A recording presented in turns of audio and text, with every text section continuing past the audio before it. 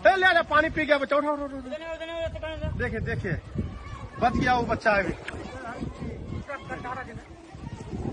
Panorama group, जो सोचता है वो करता है। आपके अपने सपनों का आशियाना। हमने कल ही आपको बताया था कि बिहार पूरी तरह से त्रस्त है। बिहार में 24 घंटे में जो तस्वीरें सामने आई हैं वो दिल को दहलाने वाली और विचलित करने वाली हैं। तो साथ ही आपको ये भी हमने बताया था कि एक तरफ जहां बिहार के लोग लगभग 14 करोड़ लोगों में से आधी आबादी पूरी तरह से त्रस्त नज़र आ रही है और 24 घंटे के अंदर में कितने लोगों का पूरा आशियाना उजड़ गया। वहीं आपको बता दें कि बिहार के मुख्यमंत्री और नेता प्रतिपक्ष दोनों बिहार से गायब हैं। बिहार के कोसी और गंडक नदी के साथ साथ और भी नदियां उफान पर हैं और वहीं नेपाल से लगातार जो पानी छोड़ा जा रहा है, नेपाल और उत्तरी बिहार में भारी बारिश के कारण गंडक, कोसी, महानंदा और उनकी सहायक नदियां उफान पर हैं। 13 जिलों में बाढ़ की चेतावनी के साथ साथ आपको जो मंजर हमने दिखाया है वो तस्वीरें काफ़ी विचलित करने वाली हैं। बिहार में कोसी और गंडक के बराज से भारी मात्रा में पानी छोड़े जाने के कारण कई निचले इलाके में जलमग्न हो गए हैं। पिछले 4 दिनों से नेपाल और उत्तरी बिहार में भारी बारिश हो रही।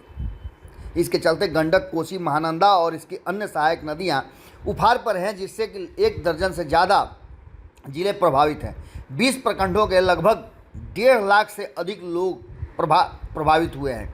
आपदा प्रबंधन विभाग राज्य में 20 प्रखंडों में 1,40,000 लोगों के लिए प्रवास की व्यवस्था कर रहा है और पानी के दबाव के कम नहीं होने के कारण सुपौल जिले में कोसी बराज के सभी 56 गेट खोल दिए गए हैं।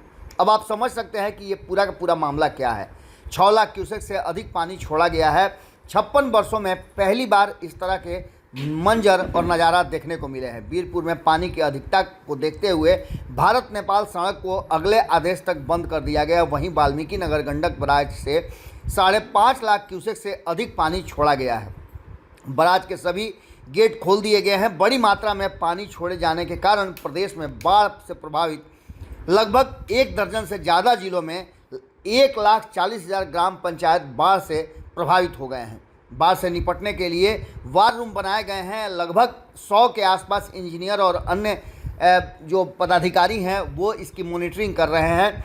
जल संसाधन विभाग ने पटना में 24 घंटे कार्यरत करने के लिए जो कंट्रोल रूम बनाया है, उसके बाद इंजीनियरों की एक बड़ी फौज उसमें तैयार की गई है। प्रधान सचिव संतोष कुमार मल्ल ने सभी जिलाधिकारियों को फीडबैक भेजा है और उनसे लगातार फीडबैक लेने की भी बात कही है। कोसी बराज पुल वाहनों और पैदल चलने के लिए रोक दिया गया है। तो वहीं आपको बताएं कि विभिन्न तटबंधों को सुरक्षित रखने के लिए भी जद्दोजहद की जा रही है। वहीं लोगों को भारी मात्रा में वहां से सुरक्षित स्थानों पर पहुंचाने की कोशिश की जा रही है। शिविर में लोगों के लिए सामुदायिक रसोई के साथ साथ अन्य व्यवस्था की जा रही है।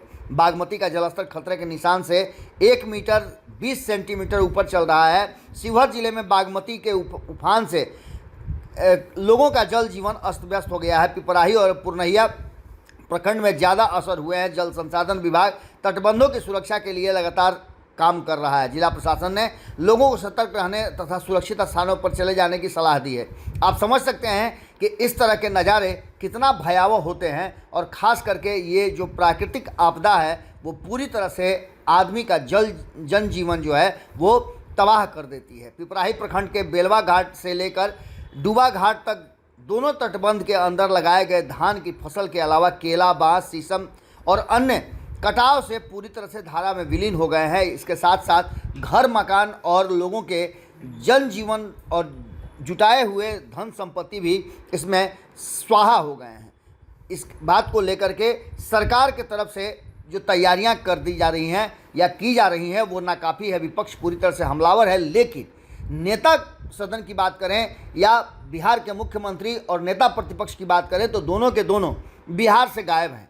जिस तरह की विभीषिका लोग झेल रहे हैं उस विभीषिका में कम से कम सांत्वना देने के लिए तो इन दोनों को हाजिर होना चाहिए था। लेकिन दोनों ही कहीं ना कहीं अपने निजी कामों से व्यस्त हैं और बिहार की जनता त्रस्त है। आपको बता दें कि जिस तरह से गंडक बराज से 5.29 लाख क्यूसेक पानी छोड़ा गया है उसको लेकर के भी लोगों में काफ़ी कुछ असहज महसूस किया जा रहा है। हालांकि ये सामान्य सी प्रक्रिया हो गई है और जब जब बाढ़ की विभीषिका आती है तो ये पूरा का पूरा क्षेत्र हर साल डूब जाता है। इस पूरे बाढ़ की विभीषिका को झेलने के लिए आम लोग और उनके साथ साथ निजी जो एजेंसियां हैं वो काम कर रही हैं। कई लोग अब बाढ़ में लोगों की सहायता करने के लिए पहुंच रहे हैं। वहीं आपको बताया कि अररिया में भी इस तरह की स्थिति कभी देखने को नहीं मिली है। पहली बार वहां इस तरह की स्थिति से लोग झेल रहे हैं। जोकीहाट, कुरसा कांटा, सिकटी और पलासी क्षेत्र में कई लोगों ने लोगों को से मुलाकात की और वहां की स्थिति का जायजा लिया। कटिहार में भी कोसी और महानंदा खतरे के निशान से ऊपर चल रही है। तो वहीं आपको बता दें कि रेलवे विभाग में भी सतर्कता बढ़ा दी गई है और पटरियों पर गश्त लगातार जारी है। आपको बता दें कि कई गांव विलीन हो गए हैं, तो लोगों की जमा की गई संपत्ति और उनके धन सारे पानी में विलीन हो गए हैं।